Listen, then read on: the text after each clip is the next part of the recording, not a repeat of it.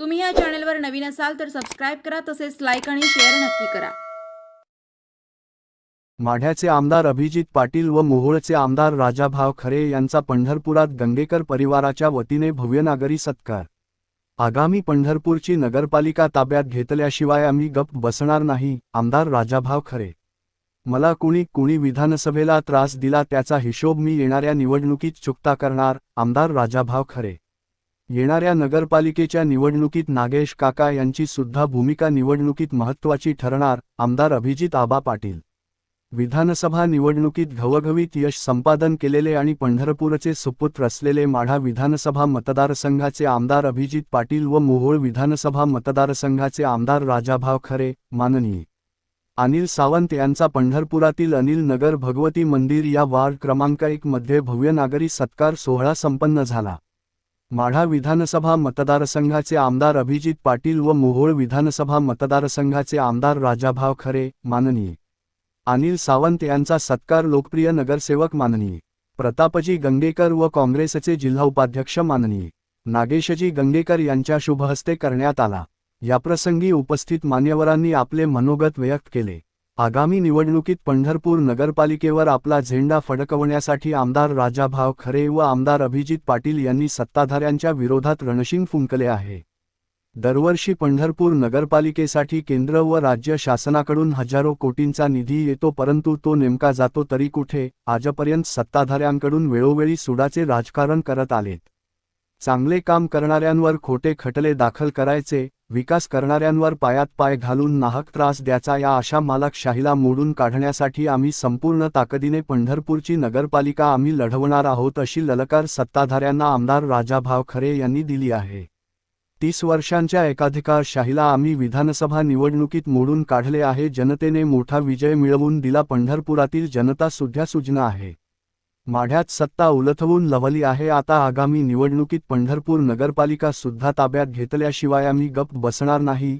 Railway लाईनच्या वरचाच नाही तर खालचा सुद्धा भाग नगरपालिकेच्या निवडणुकीत काबीज करणार असल्याचा इशारा आमदार अभिजिताबा पाटील यांनी दिला। यावेळी माजी नगराध्यक्ष नागेश काका भोसले, शिवसेना जिल्हाप्रमुख बा ठाचे संभाजीराजे शिंदे, राष्ट्रवादी काँग्रेसचे जिल्हा संघटक सुधीर आबा भोसले, नगरसेवक उमेश पवार, मोहम्मद उस्ताद, शंकर काका पवार, काँग्रेसचे शहराध्यक्ष संदीप शिंदे, काँग्रेसचे ज्येष्ठ नेते मामासाहेब फलटणकर, महादेव सोमवंशी, समाजसेवक दिलीप वाडेकर, आदेश भिंगारे, अमर सूर्यवंशी यांच्यासह माजी नगरसेवक पदाधिकारी व कार्यकर्ते उपस्थित होते।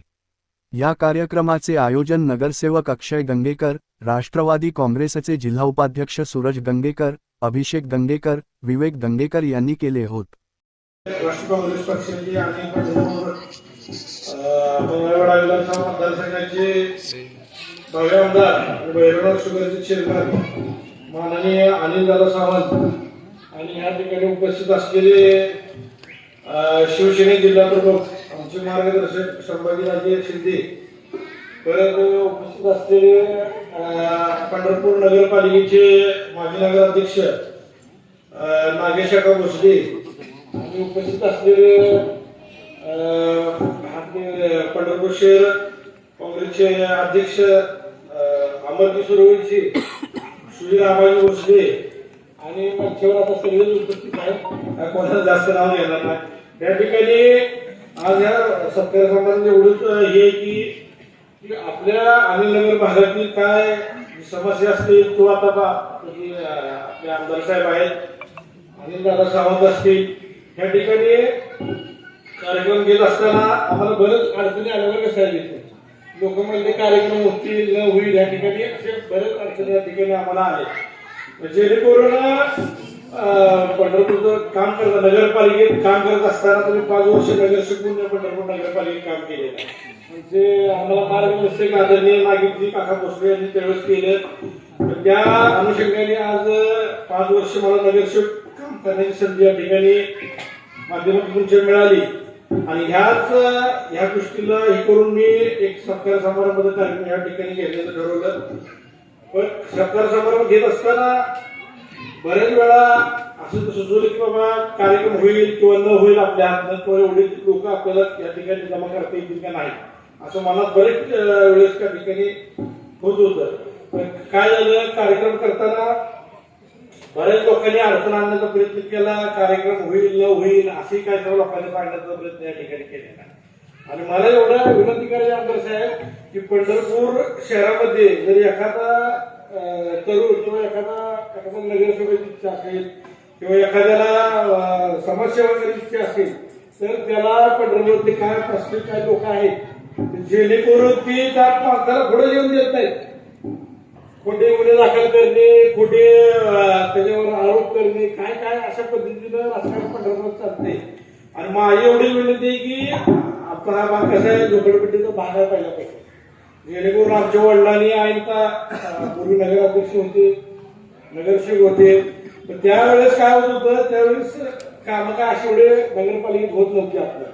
पण या 5-10 वर्षामध्ये बरेच काम या ठिकाणी पंढरपूर शहरामध्ये सुरू झालेले आहेत. मग आम्ही काम करत असताना 5 वर्ष काम करताना मला लय अडचण आली ह्या लोकांनी.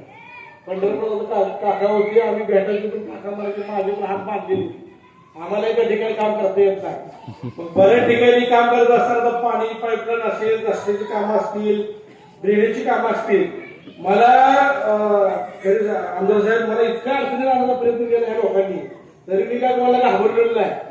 मी वैयक्तिक त्या ठिकाणी काम करत राहिलो दादांनी. मला जर खोट्या केस तर नाही केला दादा माझा ह्या लोकांनी. मला जेणेकरून निवडून रडत आलेला पाहिजे, मला कुठं अडचण झालेली काम केली. पण मी कुठलीही गोष्ट या ठिकाणी काम करत असताना केव्हाही कोणाला मी घाबरवणं काय नाही. शेवट आपलं जनतेने निवडून दिलेलं आहे, आपलं काम करायचं आहे. त्या हिशोबाने मी नगरपालिकेत काम करत राहिलो. आणि इथूनही पुढे असं माझी काय इच्छा आहे, आपण एक सक्षम पर्याय ह्या नगरपालिकेला द्यावा.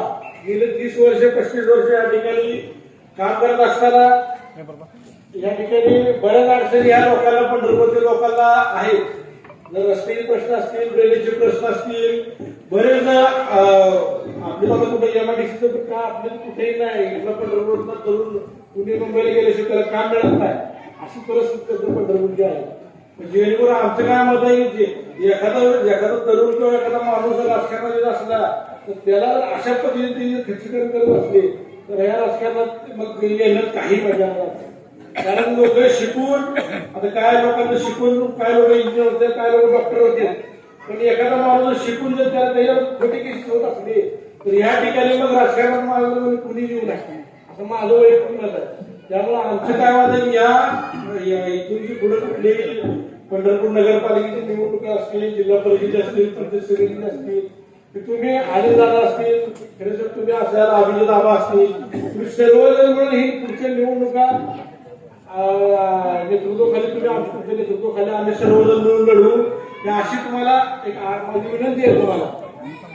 या अनुसार तुम्ही जेणेकरून पंढरपूर नगरपालिकेवर पंढरपूर शहरात जे अन्याय अत्याचार होतोय त्याला तुम्ही कुठे थांबवलं पाहिजे. गोरगरीब लोकांच्या मागे तुम्ही सक्षमपणे त्या ठिकाणी उभारलं पाहिजे.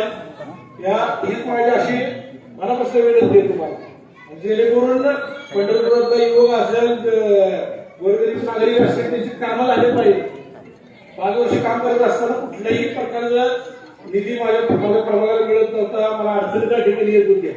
मी स्वतः 5 वर्ष बांधकाम समितीचे सभापती होतो, मला अजिबात काम करून देत नव्हतं. म्हणजे मला अडचणी जी होती मी तुम्हाला सांगितलं, तरी सुद्धा मी आमदार साहेब 5-7 कोटी रस्त्याची कामं केली, ड्रेनेजची कामं असतील, मंदिराला सुशोभीकरणाची कामं असतील, बरेच लोकांना सहकार्य करण्याचा प्रयत्न केला. पण त्या ठिकाणी काम करत असताना पंढरपूर शहरातल्या युवकांना मला एवढं सांगायचं की खोट्या केसेस किंवा खोटे आरोप होत असतील तर सरळ तुम्ही राजकारण येऊ नका, काम धंद्याला लागा असं माझं म्हणणं. तुम्ही इथून पुढे आमच्या प्रभागासाठी किंवा पंढरपूरच्या जनतेसाठी सदैव आनंददादा असतील, आमदार खरे साहेब असतील आणि अभिजित आबा असतील आणि आमचे मार्गदर्शक नागेशा भोसले या सर्वांनी मिळून येथे पंढरपूर नगरपालिकेची निवडणूक की तुम्ही सर्व ताकदीला आम्ही तुमच्या मागा ताकदीनं तुम्ही लढवा. आम्ही काय दिवस करू तुमच्या नेतृत्वाखाली एक सक्षम पंढरपूरला एक चांगला पर्याय तुम्ही या ठिकाणी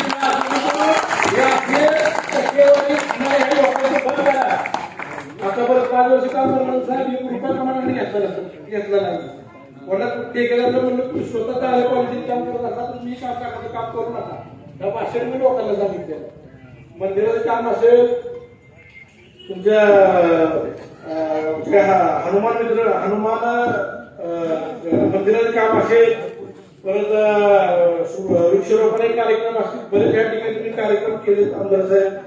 पण तुम्ही गोरगरीब लोकांना या ठिकाणी ताकद द्या, जेणेकरून युवा पिढी ही राजकारणात सक्रिय झाली पाहिजे आणि जेणेकरून आपल्या देशाला एक चांगलं एक युवा नेतृत्व या ठिकाणी नगरपालिका असेल, जिल्हा परिषद असेल, विधानसभेत असतील किंवा युवकांना आपल्याला चांगली संधी त्या ठिकाणी काम करण्यात यावं अशी मी आपल्याला या ठिकाणी विनंती करतो आणि माझे 2 शब्द संपवतो.